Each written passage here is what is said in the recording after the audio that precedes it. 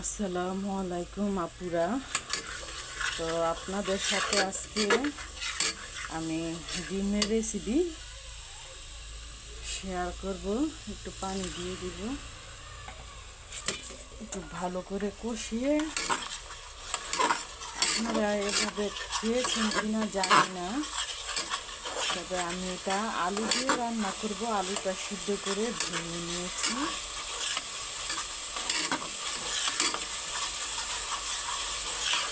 আমার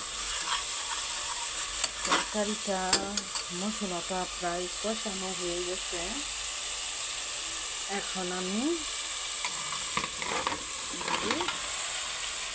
ঢেলে দেব।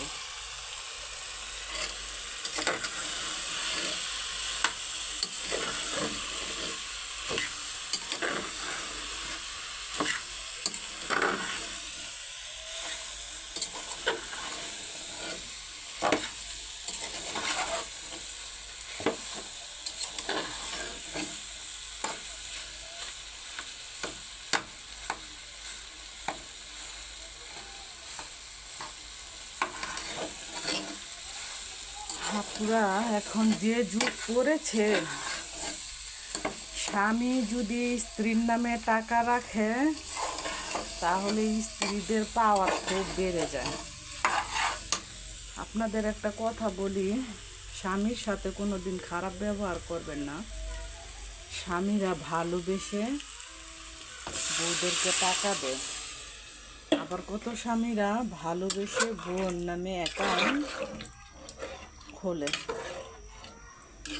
সেই সুযোগে তারা কি করে জানেন না পা, তারা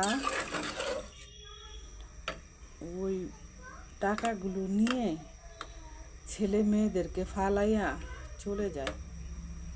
এটা আমাদের বাড়িরই একটা ঘটনা।